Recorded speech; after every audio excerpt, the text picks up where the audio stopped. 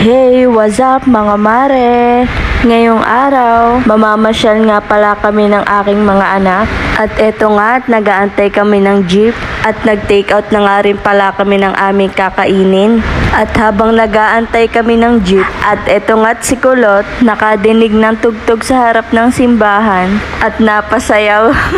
At hindi maaakila ay mahilig talaga siya sa mga drum and lyre. At eto na nga at natanaw ko na ang jeep at kami sumakay na.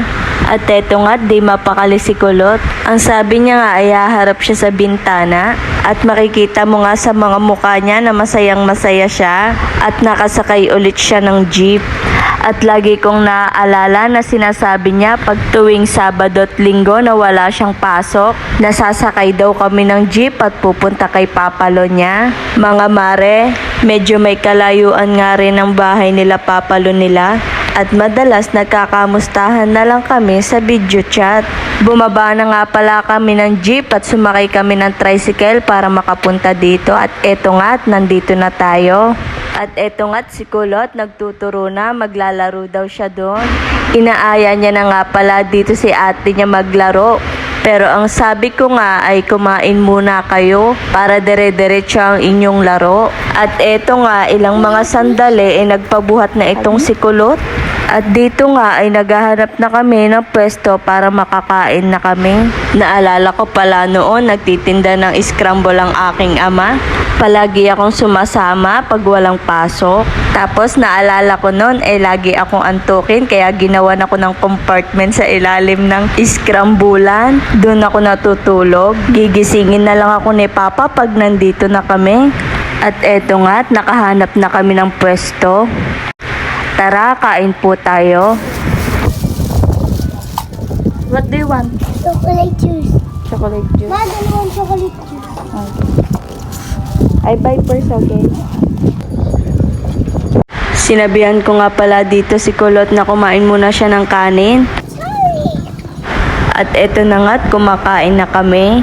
Naalala ko pa noon nung dito sa Judy's Park ay pwedeng maligo pero ngayon bawal na. At kahit nga walang ganap na okasyon ay magluluto ang aking mama at pupunta at maliligo kami dito, buong pamilya. Sobrang saya pa nga namin noon at saka hindi ko makakalimutan yung nangyari sa akin dito. Kasi mga mare, nung bata pa ako nung naligo kami dito, may dumikit sa akin na jellyfish sa maselang bahagi.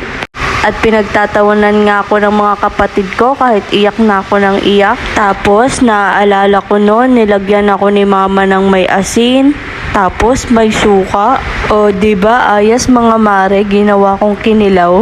Alam nyo ba mga mare, yung time na yun, yung pakiramdam ko sobrang kate at parang di ka na talaga mapakali. Kaya yung time na yun, nakatulugan ko. Sobrang laki na nga pala talaga ng pinagbago nito. Dati kakaunti lang mga palaruan. Pero ngayon, sobrang dami na. At eto na nga mga mare, naglalaro na sila.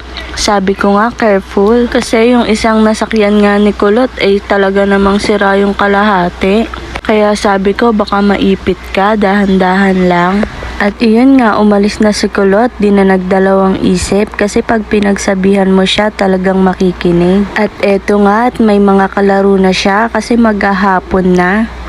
Marami na nga rin palang mga bata dito. At mga mare, bukas na nga pala yung mga tindahan pag ganitong oras at hapon na. Mag-e-enjoy at magiging masaya nga dito ang mga bata, lalo na marami ring bilihin. Kaya't hindi ka na nga din magugutom. At dito nga ang sabi ni Ate Ara, kay Kulot ay gusto niyang sabay silang dalawa mag-slide. Pero ang sabi ni Kulot ay natatakot siya kaya nauna na si ate niya mag-slide at sumunod na rin siya. Lord, maraming salamat po sa araw-araw na blessing. O siya mga mare, sa susunod na vlog na lang ulit. Salamat sa panonood, bukas na lang ulit.